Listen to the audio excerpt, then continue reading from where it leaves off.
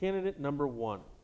The Grand Lodge of Washington has a long history of being a leader in Prince Hall recognition.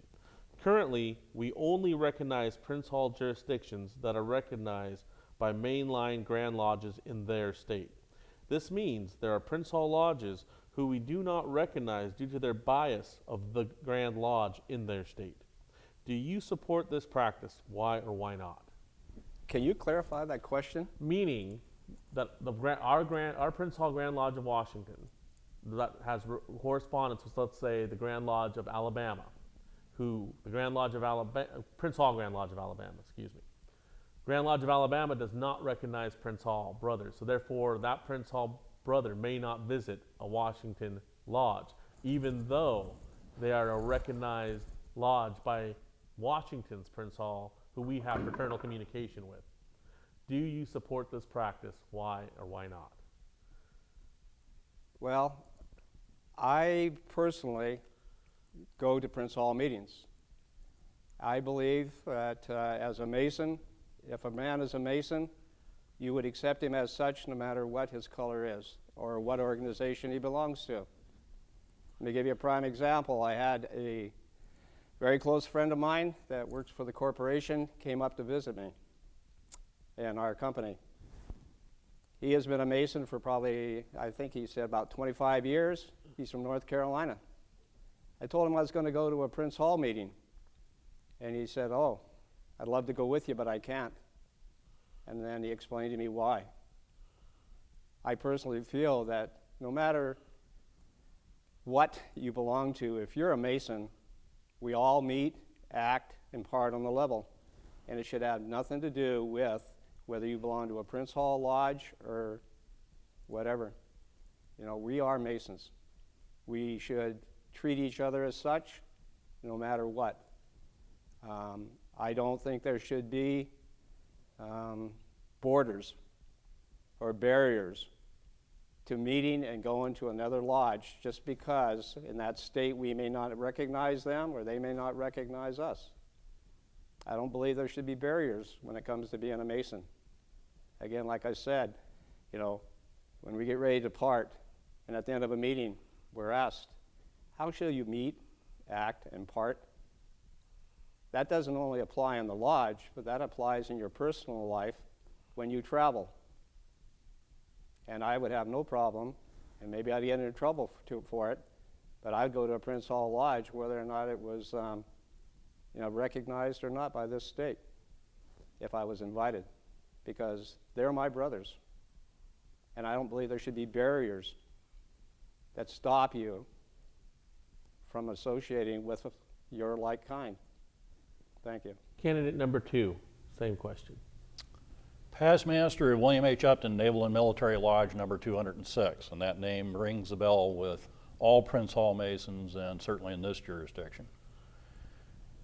Our lodge is named after the Grand Master who, during his time in the Grand Line, convinced the lodge to recognize that Prince Hall Masons were regular Masons. And when that happened, the other lodges, the other grand jurisdictions removed recognition from the Grand Lodge of Washington. And we had to pull that, and it was a bitter pill.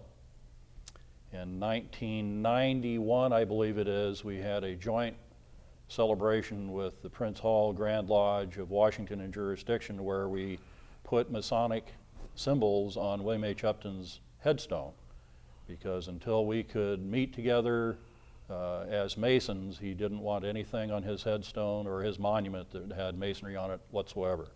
That's why we meet every year in DuPont and have our Unity March. The number of other grand jurisdictions who don't recognize Prince Hall as genuine are shrinking. Time is taking its toll, and that's changing. I believe I understood there's only 6 grand jurisdictions in the United States that no longer recognize Prince Hall. If we press the issue too vigorously, then we wind up in the situation again where you may gain one Grand Lodge and lose another. It is my personal belief that Prince Hall Masons are every bit as much a Mason as we are. They have the same ancestry. They come from the Grand Lodge of England, and there should not be any discrimination. I think you have to be very careful about how you approach that, but I think we should be encouraging those other grand jurisdictions to change that policy and to recognize Prince Hall Masons as being regular Masons, just like everybody else. So that's a long answer. There's no good answer to a lot of these questions that come before us, but we're back to counseling our brothers and offering them our best counsel and hoping that we can convince those other jurisdictions and make that change. Candidate number 3, the same question. I unequivocally disagree with not recognizing Prince Hall in jurisdictions where the quote-unquote White Lodge does not, period. The reason for that is because, as Jim mentioned, their Masonic pedigree is on par. The qualifications are on par. And the fact of the matter is, I don't think that, as was mentioned in the question, Washington has been a leader in recognizing Prince Hall. And it's time that, yeah, okay, so if the Grand Lodge, the White Grand Lodge of Alabama says we're not going to be in fraternal relations with you, or sit in the Conference of Grand Masters with you because you have recognized the Prince Hall Lodge of Alabama, Grand Lodge of Alabama, so be it. It is time that we look at our principles and that we stand up and say this is the right thing to do. I do understand that, yes, time is taking its toll, and I do understand that this will eventually probably go away naturally. But given the way that our voting happens with percentages in different jurisdictions to do different things, given the way that balloting happens within the lodge with the black ball, it tends to allow the minority in the White Lodge to keep recognition from happening. And it can, in some of these Grand Lodges, particularly in our South, it can be another 2 or 3 decades before the recognition is given. I'm not willing to wait for that. I don't think it's right to wait for it. And the other thing is that one of the things that we've talked about is the perception of Masons. I've had people from outside the fraternity say, I always thought you guys were racist.